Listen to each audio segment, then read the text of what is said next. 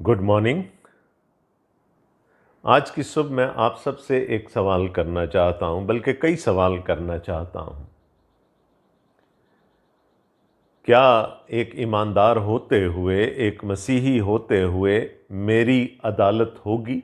और मेरी मुराद खुदावंद यीशु मसीह की दूसरी आमद पर है। जब वो अपना तख्ते अदालत लगाएगा तो क्या हम भी उसके तख्ते अदालत के सामने पेश किए जाएंगे? My first question is, will we, the Christians, the believers, be judged at the second coming of our Lord Jesus Christ? I hope many of you have answered that in a yes, and that is correct. अगर आपने जवाब हाँ में दिया है तो आप बिल्कुल सही हैं। हम सब, पूरी बशर, पूरी बनी नौ इंसान खुदावंद यीशु मसीह के तख्ते अदालत के सामने पेश की जाएगी। इसी से मेरा दूसरा सवाल निकलता है कि अगर हम खुदावंद यीशु मसीह के तख्ते अदालत के सामने पेश किए जाएंगे तो क्या हमें हमारे गुनाहों की सज़ा भी मिलेगी? If we would be presented before the judgment seat of our Lord Jesus Christ, would we also be punished for our sins? I know some of you are confused. ना थोड़ी सी परेशानी आपको हो गई कि क्या जवाब दें, और शायद आप में से बहुत सारे लोगों ने ये कह भी दिया हो कि हाँ, हमें हमारे गुनाहों की सज़ा मिलेगी। अगर आप ऐसा समझते हैं तो फिर मैं एक बात आपसे कहूँगा कि अगर मुझे मेरे एक गुनाह की भी सज़ा मिलती है तो इसका मतलब है कि खुदावंद यीशु मसीह ने जो सलीब पर चढ़कर अपनी जान दी थी वो काफ़ी नहीं थी, वो कामिल नहीं थी, वो कुर्बानी मुकम्मल नहीं थी। If your answer to that question was yes, then I would say that if we are punished for our sins, then the sacrifice of Jesus on the cross was in vain. अगर मुझे मेरे एक गुनाह की भी सज़ा मिलती है तो इसका मतलब है कि यीशु मसीह की कुर्बानी अबस थी। मेरे पास क्या खुशखबरी है। हम कहते हैं we believers, we Christians have a gospel, a good news. क्या मेरे पास ये खुशखबरी है कि जी आप मसीह पर ईमान ले आएँ, आपकी ज़िंदगी तो जैसे तैसे गुजर जाएगी, आप मसीह के तख्ते अदालत के सामने पेश किए जाएंगे, आपको अपने गुनाहों की सज़ा मिलेगी? तो कौन मेरी इस खुशखबरी पर ईमान लेकर आएगा? फिर मसीहत में और दूसरे मज़ाहिब में फ़र्क क्या रह जाएगा? I have a gospel that says that I will not be punished for my sins because my sins were borne by someone else on the cross. मेरे गुनाहों को लेकर कोई और सलीब पर चढ़ गया, उसने मेरी खातिर अपनी जान दे दी, उसने मेरी सज़ा अपने ऊपर ले ली, और अब मुझ पर सज़ा का हुक्म नहीं है। Let's see what the word of God tells us. हम देखेंगे रूमियों के नाम पौलुस रसूल का ख़त, उसका 8वां बाब और उसकी पहली 11 आयात। The epistle of St. Paul to the Romans, chapter 8 and the first 11 verses. बस अब जो मसीह यस्सु में हैं उन पर सज़ा का हुक्म नहीं, क्योंकि ज़िंदगी के रूह की शरीयत ने मसीह यस्सु में मुझे गुनाह और मौत की शरीयत से आज़ाद कर दिया। इसलिए कि जो काम शरीयत जिस्म के सबब से कमज़ोर होकर ना कर सकी वो खुदा ने किया, यानी उसने अपने बेटे को गुनाह आलूदा जिस्म की सूरत में और गुनाह की कुर्बानी के लिए भेजकर जिस्म में गुनाह की सज़ा का हुक्म दिया, ताकि शरीयत का तकाज़ा हम में पूरा हो जो जिस्म के मुताबिक नहीं बल्कि रूह के मुताबिक चलते हैं। क्योंकि जो जिस्मानी हैं वो जिस्मानी बातों के ख्याल में रहते हैं, लेकिन जो रूहानी हैं वो रूहानी बातों के ख्याल में रहते हैं। और जिस्मानी नीयत मौत है, मगर रूहानी नीयत ज़िंदगी और इत्मीनान है। इसलिए कि जिस्मानी नीयत खुदा की दुश्मनी है, क्योंकि ना तो खुदा की शरीयत के ताबे है ना हो सकती है, और जो जिस्मानी हैं वो खुदा को खुश नहीं कर सकते। लेकिन तुम जिस्मानी नहीं बल्कि रूहानी हो, बशर्ते कि खुदा का रूह तुम में बसा हुआ है। मगर जिसमें मसीह का रूह नहीं वो उसका नहीं। और अगर मसीह तुम में है तो बदन तो गुनाह के सबब से मुर्दा है, मगर रूह रास्तबाजी के सबब से जिंदा है। और अगर उसी का रूह तुम में बसा हुआ है जिसने यस्सु को मुर्दों में से जिलाया, तो जिसने मसीह यस्सु को मुर्दों में से जिलाया वो तुम्हारे फ़ानी बदनों को भी अपने उस रूह के वसीले से ज़िंदा करेगा जो तुम में बसा हुआ है। खुदावंद के कलाम के पढ़े और सुने जाने पर उसकी बड़ी भारी बरकत हो। आमीन। How does Paul start? Therefore. So he is summing up whatever he has discussed before this. पस, और हम आपको बताते हैं कि जहाँ पस का लफ्ज़ आ जाएगा इसका मतलब है कि ये निचोड़ है उस सारी तालीम का जो इससे पहले दी गई है। पस अब जो मसीह यस्सु में हैं उन पर सज़ा का हुक्म नहीं।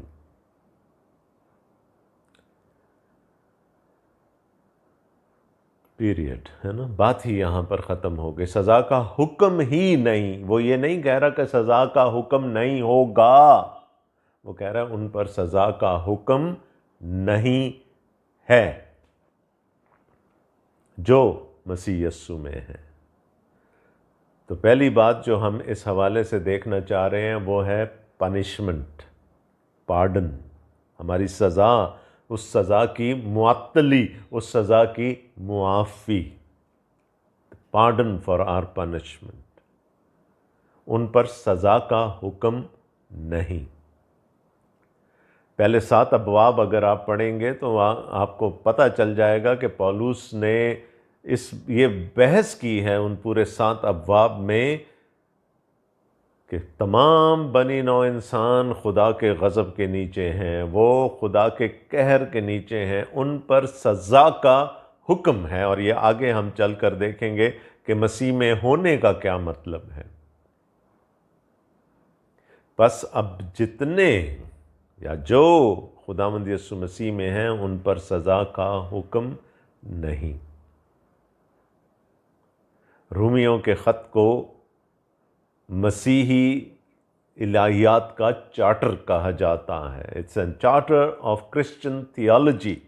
अगर आप मसीहियत को, क्रिश्चियनिटी को उसकी रूह के साथ समझना चाहते हैं तो आपको रूमियों का ख़त पढ़ना पड़ेगा।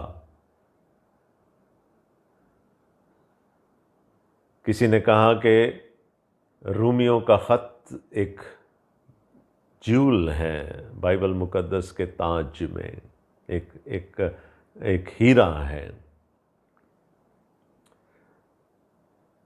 और ख़ासकर इसका 8वां बाब, ये वो किताब है जो कि जब मार्टिन लूथर ने पढ़ी तो उसने कहा कि हम जिस रास्ते पर जा रहे हैं वो खुदा का बताया हुआ रास्ता नहीं है।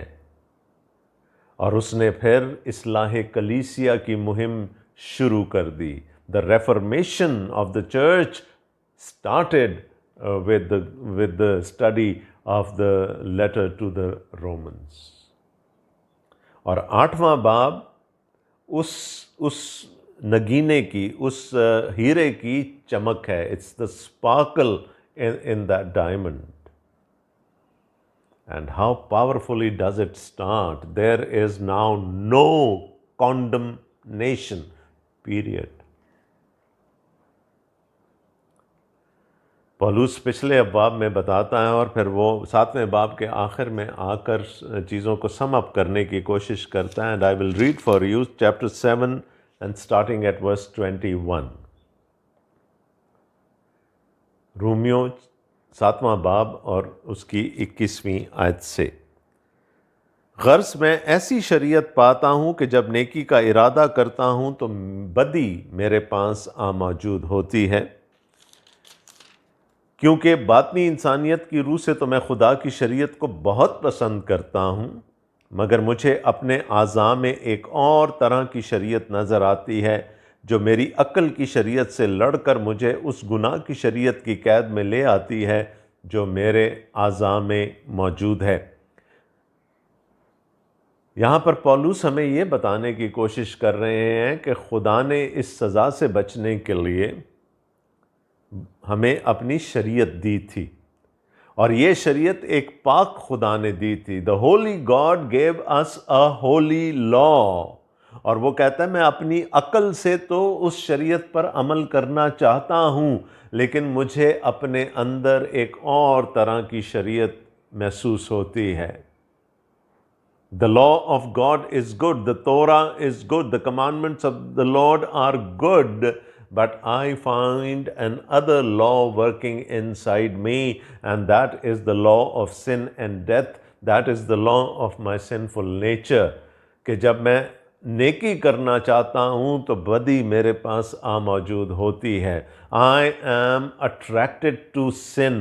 I have this inherent propensity towards sin. ने कहा मैं खुदा की शरीयत पर अमल करना चाहता हूँ, बकायमी होशो अहवास मैं खुदा की शरीयत पर अमल करना चाहता हूँ, लेकिन मैं क्या करूँ कि मेरे अंदर एक और तरह की शरीयत है। वो मेरा वो गुनाह आलूदा जिस्म है, मेरा वो सिंफुल नेचर है जो मेरे अंदर है, जो मुझे खुदा की शरीयत पर अमल करने नहीं देता। जब खुदा बनी इसराइल को मुल्क मिस्र से निकाल ले आया और वो कोहे सीना पर पहुंच गए, तो खुदा ने मूसा को कहा कि तीसरे दिन तू सब लोगों को मेरे पास ले आना। सब लोग खुदावंद के पास आए। खुदा कोहे सीना पर उतरा, उसने बनी इसराइल से कलाम किया। लोग डर गए। There was an holy o of a holy God among an unholy people. लोग डर गए, खौफ खा गए। उन्होंने मूसा से कहा कि खुदा के लिए हमें दोबारा यहाँ ना लेकर आना, हमें खुदा की हजूरी में ना लेकर आना। तू खुद आया जाया कर खुदा की हजूरी में, और जो कुछ तू कहेगा वो हम मानेंगे। जो खुदा तेरे वसीले से हमसे कहेगा वो हम मानेंगे। ये अक्ल का डिसीजन था। क्या माना? क्या माना? नो, 40 दिन अभी हुए नहीं थे मूसा को खुदा की हजूरी में गए हुए कि नीचे सोने का बछड़ा बन गया और बुत परस्ती शुरू हो गई। तो पौलुस कहता है अक्ल तो मेरी कहती है कि मैं वो सारी बातें मान लूं जो खुदा ने मुझसे कही हैं, लेकिन मेरे अंदर की शरीयत, मेरे अंदर जो एक शरीयत है वो मुझे ऐसा करने नहीं देती। तो मैं किसकी मानूं? और फिर वो क्राई ऑफ वो है, वो निकल आई उसके अंदर से, निकल आई 24वीं आयत में, हाय मैं कैसा कमबख्त आदमी हूँ। Woe to me what a wretched man I am. इस मौत के बदन से मुझे कौन छुड़ाएगा? वो जो मेरे अंदर वो गुनाह आलूदा शरीयत है, वो जो एक अंदर की शरीयत है मौत की और गुनाह की, उससे मुझे कौन छुड़ाएगा? अपने खुदावंद यीशु मसीह के वसीले से खुदा का शुक्र करता हूँ। गर्ज मैं खुद अपनी अकल से तो खुदा की शरीयत का, मगर जिस्म से गुनाह की शरीयत का महकूम हूँ। और चूंकि मैं गुनाह की शरीयत का महकूम हूँ, मैं सज़ा का हकदार हूँ। और मुझे कौन सज़ावार ठहराएगा? खुदा की शरीयत जो पाक है वो मुझे कटहरे में खड़ा करके मुझ पर इल्ज़ाम लगाएगी, and I will be condemned. मुझ पर सज़ा का हुक्म होगा। ये पौलुस कह रहा है, और ये कहानी है तमाम बशर की, तमाम बनी नौ इंसान की। अब पौलुस पर एक इल्ज़ाम लगाया जाता है कि उसने मसीहत की शक्ल बिगाड़ दी। वो अपनी तरफ से बातें घड़ कर ले आया और उसने लोगों को मसीह की तालीम के से मुनहरिफ कर दिया और वो एक नई बिद्दत और एक नई तालीम लेकर आ गया। क्या यहाँ पर भी ऐसा है कि जब वो कहता है बस अब जो भी खुदावंद यीशु मसीह में है उस पर सज़ा का हुक्म नहीं, क्या ये पौलुस के ज़हन की इख्तिरा है? ऐसा हो नहीं सकता। ये खुदावंद का कलाम है, और अगर खुदावंद का कलाम है तो फिर सच्चा है और बरहक है। और खुदावंद यीशु मसीह ने भी हमें यही कुछ सिखाया था। आइए हम देखें मुक़द्दस मत्ती का इंजीली बयान, उसका 5वां बाब और उसकी 19वीं और 20वीं आयत। The Gospel according to St. Matthew chapter 5, and we will be reading verses 19 and 20. बस जो कोई इन छोटे से छोटे हुक्मों में से किसी को भी तोड़ेगा और यही आदमियों को सिखाएगा, वो आसमान की बादशाही में सबसे छोटा कहलाएगा। लेकिन जो उन पर अमल करेगा और उनकी तालीम देगा, वो आसमान की बादशाही में बड़ा कहलाएगा। क्योंकि मैं तुमसे कहता हूं कि अगर तुम्हारी रास्तबाजी फ़कीहों और फरीसियों की रास्तबाजी से ज़्यादा ना होगी तो तुम आसमान की बादशाही में हरगिज़ दाखिल ना होगे। मेरे वो बच्चे जो किसी न किसी प्रोफेशनल कॉलेज का एंट्रेंस एग्ज़ाम दे चुके हैं, वो मेरी इस बात को बड़ी आसानी से समझ जाएंगे। हर प्रोफेशनल कॉलेज में एंट्रेंस की एक शर्त होती है, और वो ये होती है कि आप उनका दिया गया एंट्रेंस एग्ज़ाम पास कर लें। अगर आपने वो एंट्रेंस एग्ज़ाम पास कर लिया तो फिर आप एलिजिबल हो जाते हैं उस इंस्टीट्यूशन में दाखिले के लिए। लेकिन जब आप अंदर आ जाते हैं तो फिर आपकी असेसमेंट्स होते हैं, आपके इम्तिहान होते हैं, आपके टेस्ट्स होते हैं, ये देखने के लिए कि कौन दूसरे से बेहतर है, कौन A+ स्टूडेंट है, कौन A है, कौन D है। रैंकिंग के लिए फिर अंदर आकर असेसमेंट होती है, लेकिन अंदर आने के लिए सिर्फ एक एंट्रेंस एग्ज़ाम काफ़ी होता है। मेरिट भी होता है और उसके बाद आपसे एक एंट्रेंस एग्ज़ाम लिया जाता है। खुदावंद यीशु मसीह भी यहाँ पर यही कह रहे हैं कि खुदा की बादशाही में दाखिले के लिए आपको एक एंट्रेंस एग्ज़ाम लेना पड़ेगा, और उसमें एक ही शर्त है, एलिजिबिलिटी के लिए एक ही क्राइटेरिया है कि आपकी रास्तबाजी फ़कीयों और फरीसियों की रास्तबाजी से ज़्यादा हो। अब जब खुदावंद यीशु मसीह ये बातें कर रहे थे तो उनके सामने यहूदी बैठे हुए थे। एक यहूदी के लिए ये कहना कि किसी की भी रास्तबाजी फ़कीयों और फरीसियों की रास्तबाजी से ज़्यादा हो सकती है, शायद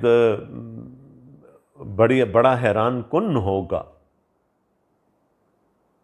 उनको खुदावंद यीशु मसीह की बात की समझ नहीं आई होगी। They wouldn't have believed in what Jesus just said। किसकी रास्तबाजी फरीसियों और फ़कीयों से ज़्यादा हो सकती है? वो तो दिन में 3 दफ़ा हैकल की तरफ रुख करके दुआ करते थे, वो तो कम से कम हफ्ते में 2 दिन रोज़ा रखा करते थे, वो तो बड़ी बाकायदगी से खैरात किया करते थे, वो उन सारी बातों से बचने की भी कोशिश करते थे जिनसे शरीयत में ममानियत थी। So who could be more righteous than the Pharisees and the scribes? नामुमकिन था ये। एक आम यहूदी के लिए ये बात नामुमकिन थी। लेकिन फिर क्यों खुदावंद यीशु मसीह ने ये कहा कि तुम्हारी रास्तबाजी फ़कीयों और फरीसियों की रास्तबाजी से ज़्यादा होनी चाहिए? सोचें इस बात पर। इंसान की रास्तबाजी, चाहे वो कितना ही रास्तबाज क्यों ना हो जाए, खुदा की नज़र में कैसी है? God said through Isaiah that your righteousness in my sight is just like filthy rags, and the rags which have menstrual flow on them। नापाक हैं, तुम्हारी रास्तबाजी मेरी नज़र में गंदी धज्जियों की बराबर है। तो फिर उस रास्तबाजी से कोई कैसे खुदा की बादशाही में दाखिल हो सकता है? ये खुदा के कलाम का फैसला है, मेरा या आपका या पौलुस का नहीं है। इसीलिए खुदावंद यीशु मसीह ने कहा कि you have to surpass the righteousness of the Pharisees and the scribes and the teachers of the law. अब ये कैसे मुमकिन है? फकी और फरीसी अपनी रास्तबाजी पर भरोसा करते थे। आपको याद है लूका 18 का वो फरीसी जो एक महसूल लेने वाले के साथ खुदा की हैकल में गया और वहाँ जाकर अपना इश्तिहार देना शुरू कर दिया कि देख खुदावंद मैं कितना अच्छा आदमी हूँ, अब तू भी मुझे अपनी बादशाही में आने से नहीं रोक सकता। कौन वहाँ से रास्तबाज ठहर के गया? वो फरीसी? नो। और ये बड़ी शॉकिंग टीचिंग थी। ये लोगों के दिमागों को हिला देने वाली तालीम थी खुदावंद यीशु मसीह की। तो अगर हम उनकी तरह अपनी रास्तबाजी पर भरोसा करेंगे तो हम कभी भी खुदा की बादशाही में दाखिल नहीं हो सकते। पीरियड। ये बात पल्ले से बांध लें। लेकिन अगर हम खुदावंद यीशु मसीह की रास्तबाजी को ओढ़ लेंगे, if his righteousness is imputed onto us and it is imbibed into us, only then we can go into the kingdom of heaven. खुदावंद यीशु मसीह की रास्तबाजी हमें खुदा की बादशाही में ले जा सकती है, और उस रास्तबाजी को हासिल करने का सिर्फ एक तरीका है कि हम उस पर ईमान ले आएं। उसकी रास्तबाजी का खिल्लत अपने ऊपर पहन लें। पौलुस रसूल रोमियो ही के ख़त में उसके 5वें बाब में कहते हैं, और अब खुदा की एक ऐसी रास्तबाजी ज़ाहिर हुई है जिसका दारो मदार शरीयत के अमाल पर नहीं है, फजल पर है, खुदावंद यीशु मसीह की ज़ात पर है। अगर हम खुदावंद यीशु मसीह की रास्तबाजी को हासिल कर लेते हैं तो फिर हमारी रास्तबाजी फ़कीयों और फरीसियों की रास्तबाजी से बड़ी होगी।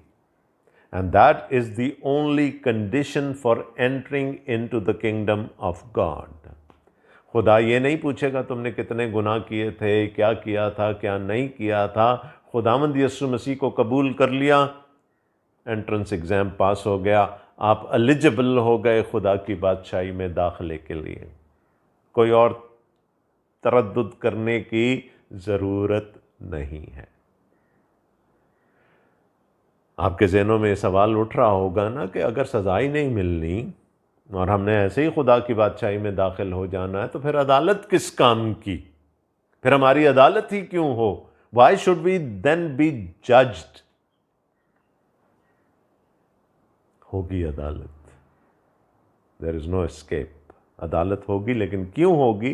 खुदावंद यीशु मसीह इसका जवाब उन 2 आयत में दे रहे हैं जो मैंने अभी आपके सामने पढ़ी थी। आयत 19 को देखें, वहाँ लिखा है, जो कोई इन छोटे से छोटे हुक्मों में से भी किसी को तोड़ेगा और यही आदमियों को सिखाएगा, वो आसमान की बादशाही में सबसे छोटा कहलाएगा।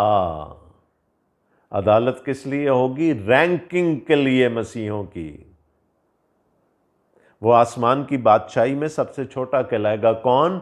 जो खुदा के हुक्मों पर अमल नहीं करेगा और दूसरों को भी उन पर अमल ना करने की तरगीब देगा। लेकिन जो उन पर अमल करेगा और उनकी तालीम देगा, वो आसमान की बादशाही में बड़ा कहलाएगा। एंट्रेंस एग्ज़ाम एक ही शर्त है, एक ही क्राइटेरिया है, यीशु मसीह की रास्तबाजी को ईमान से हासिल करना।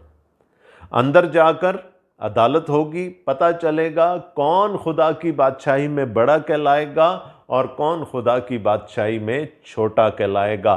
तो हमारी अदालत, ईमानदारों की अदालत रैंकिंग के लिए होगी। It will not be for condemnation but for commendation. हमें रैंक्स मिलेंगे। जो कुछ हमने इस दुनिया में किया होगा उसके मुताबिक हमें रैंक्स मिलेंगे। जब पौलुस रसूल ये कहते हैं कि अब उनके लिए कोई कॉन्डमनेशन नहीं है, सज़ा का हुक्म नहीं है, तो इसका मतलब ये नहीं कि उसके बाद हम गुनाह नहीं करेंगे या हमसे गलतियां सरजद नहीं होंगी, लेकिन उनकी हमें सज़ा नहीं दी जाएगी। ये नहीं कहा जाएगा कि तुमने ये गुनाह किया था, निकल जाओ खुदा की बादशाही से बाहर। नो। हाँ, गुनाह होंगे, जजमेंट होगी, लेकिन फिर वो रैंकिंग के लिए होगी कि कौन खुदा की बादशाही में A+ है और कौन D ग्रेडर है। मेरा ईमान है कि आपको ये बात अब समझ में आ रही होगी। पौलुस रसूल करंथियों के ख़त्म, पहले ख़त में और उसके 4 बाब की 5वीं आयत में कहते हैं, 1 Corinthians chapter 4 and verse 5, बस जब तक खुदावंद ना आए वक्त से पहले किसी बात का फैसला ना करो, वही तारीकी की पोशीदा बातें रोशन कर देगा। He is talking about the day of judgement. He said don't जज एनीवन अंटिल द सुप्रीम जज comes and he will lay bear everything in front of us. वही तारीकी की पोशीदा बातें रोशन कर देगा और दिलों के मंसूबे जाहिर कर देगा, और उस वक़्त हर एक की तारीफ खुदा की तरफ से होगी। There will be praise for the believers for whatever good things they would have done. उनकी तारीफ होगी। तो 2 तरह की अदालत ज़रूर होगी। 2 तरह की अदालत होगी।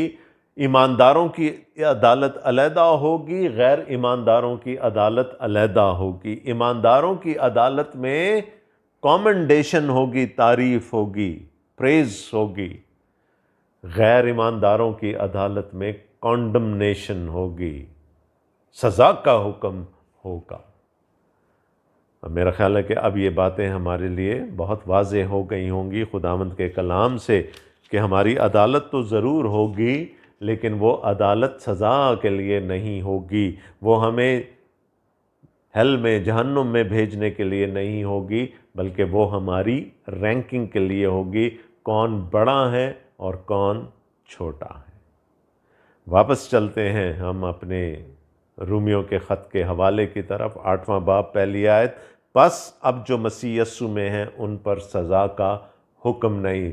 Therefore now there is no condemnation for those who are in Christ Jesus. So my first point was punishment, the pardon for that punishment. सज़ा का हुक्म उठा लिया जाना। आई डोंट थिंक कि आज मैं बहुत ज़्यादा आगे जा सकूँगा, बट जो कुछ आज हम सीख सकते हैं हम उसको सीखेंगे। देखें, लॉ ऑफ द लैंड कहता है, मैं खुदा की शरीयत की बात नहीं कर रहा, लॉ ऑफ द लैंड यानी पाकिस्तान का आइन, पाकिस्तान का कानून, और ना सिर्फ पाकिस्तान का, अमेरिका का कानून भी ये कहता है कि किसी एक शख्स को, इसको डबल जेपर्डी कहते हैं, किसी एक शख्स को एक ही गुनाह की 2 दफ़ा सज़ा नहीं मिल सकती। किसी एक शख्स को एक ही गुनाह की 2 दफ़ा सज़ा नहीं मिल सकती। ये हमारे मुल्क का कानून है। Nobody can be tried or punished for the same sin or same offense twice. तो सज़ा हमारी क्यों नहीं होगी? तीसरी आयत में कहता है पौलुस, इसलिए कि जो काम शरीयत जिस्म के सबब से कमज़ोर होकर ना कर सकी वो खुदा ने किया, यानी उसने अपने बेटे को गुनाह आलूदा जिस्म की सूरत में और गुनाह की कुर्बानी के लिए भेजकर जिस्म में गुनाह की सज़ा का हुक्म दिया, ताकि शरीयत का तकाजा हम में पूरा हो, जो जिस्म के मुताबिक नहीं बल्कि रूह के मुताबिक चलते हैं। तो अगर मेरे गुनाहों की एक दफ़ा सज़ा खुदावंद यीशु मसीह उठा चुके हैं, जो कि खुदा का भेज दिया गया इंतज़ाम था, तो why would I then be punished for my sins? वो तो मेरी सज़ा उठा चुका है एक दफ़ा, और कानून कहता है कि मुझे एक गुनाह की 2 दफ़ा सज़ा नहीं मिल सकती। तो जब उसने मेरा गुनाह अपने ऊपर उठा लिया, तो फिर मुझे क्यों सज़ा मिलेगी? देखिए, एक आखिरी बात करके आज के इस बहस को मैं समेटता हूँ। खुदा मुंसिफ है, he is a just God, वो आदिल है। और अगर वो गुनाहगार को सजा ना दे तो उसके अदल पर उंगलियां उठेंगी। If he does not punish a sinner, he wouldn't be called a just God. लेकिन खुदा मोहब्बत करने वाला भी है। खुदा के बारे में बाइबल मुकद्दस हमें ये बताती है कि खुदा मोहब्बत है, वो हमसे मोहब्बत करता है। तो अगर कोई गुनहगार सज़ा पा जाएगा तो फिर ये उसकी मोहब्बत पर आंच आ जाएगी। एक तरफ उसका इंसाफ, उसका अदल जेपर्डी में है, दूसरी तरफ उसकी मोहब्बत भी जेपर्डी में है। तो फिर खुदा ने क्या किया? खुदा ने बीच का रास्ता ले लिया। उसने वो हमारी सज़ा खुदावंद यीशु मसीह पर लाद दी, वो हमारे गुनाह खुदावंद यीशु मसीह पर लाद दिए और एक ही दफ़ा सलीब पर उसको सज़ा दे दी ताकि उसके अदल का तकाजा पूरा हो जाए। और दूसरी तरफ उस सज़ा के वसीले से, उस कुर्बानी के वसीला से उसने मेरे गुनाह माफ़ कर दिए, मुझ पर से सज़ा का हुक्म उठा लिया ताकि उसकी मोहब्बत का तकाजा भी पूरा हो जाए। खुदा अपने औसाफ पर, अपने एट्रीब्यूट्स पर आंच नहीं आने देता। वो मुंसिफ भी है और वो मुहिब भी है। और मोहब्बत का सबूत उसने कैसे दिया कि उसने अपना इकलौता बेटा बख्श दिया ताकि जो कोई उस पर ईमान लाए हलाक ना हो बल्कि हमेशा की ज़िंदगी पाए।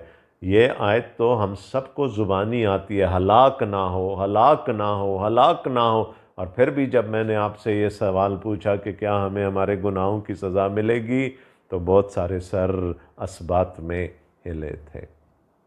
Rest assured, jump for joy, there is no condemnation for those who are in Christ Jesus। खुदा ने इंतज़ाम कर दिया और ये सब्स्टिट्यूशन कहलाता है। ये हमारा एक और अकीदा है बाइबल मुकद्दस में कि खुदा इवज़ी के वसीले से है बचाता है, सब्स्टिट्यूशन कर देता है। आदम से उसने कहा था जिस दिन तूने इस दरख्त का फल खाया तू मरा। आदम ने खाया, आदम नहीं मरा। क्यों? इसलिए कि आदम की जगह जानवर कुर्बान किए गए जिनके चमड़े से उसके लिए और उसकी बीवी के लिए कुर्ते बनाए गए ताकि वो अपना नंगापन ढांप सकें। इंसान की मौत जानवर पर। मूरिया की पहाड़ी पर एक बाप अपने बेटे को कुर्बान करने के लिए लेकर जाता है। अब्राहम इसहाक को कुर्बान करने के लिए लेकर जाता है। खुदा मेंढा मुहैया कर देता है, सब्स्टिट्यूशन हो जाती है। हमारे इर्द गिर्द उस कुर्बानी की ईद मनाई जाएगी कुछ दिनों में। मेंढा तो कुर्बान कर लेंगे लोग, जानवर कुर्बान कर लेंगे to commemorate that great happening, लेकिन उस सब्स्टिट्यूशन पर कोई ईमान नहीं लेकर आएगा जो खुदा ने मुहैया की थी। Strange how one sided our vision is. अहबार की किताब पढ़ लें तो फिर गुनाह की कुर्बानियाँ हैं, ख़ता की कुर्बानियाँ हैं। इफ्जी के वसीले से, उन जानवरों के कुर्बान किए जाने के वसीला से इंसान के गुनाह धुलते रहे और फिर खुदा ने अपने बेटे के वसीला से एक ही दफ़ा, एक ही मुकम्मल और कामिल और काफ़ी कुर्बानी के वसीला से मेरे और आपके गुनाह हम पर से हटा लिए। और अगर वो गुनाह हट गए हैं तो फिर मुझे सज़ा का डर क्यों होगा? बस अब जितने मसीह यीशु में हैं उन पर सज़ा का हुक्म नहीं। No condemnation for those who are in Christ Jesus. आज हम पहली ही बात पर बहस कर पाए, पहली ही बात पर गौर कर पाए, और वो थी पनिशमेंट और द पार्डन फॉर पनिशमेंट, सज़ा के हुक्म का हट जाना। अभी और बहुत सारी अमेजिंग चीज़ें हैं इस बाब में जिनको हम आहिस्ता आहिस्ता जब आगे चलेंगे देखेंगे। तो अगली दफ़ा जब हम मिलते हैं तब तक के लिए खुदावंद आप सबको बड़ी बरकत दे। इन बातों पर ज़रूर गौर कीजिएगा। आमीन।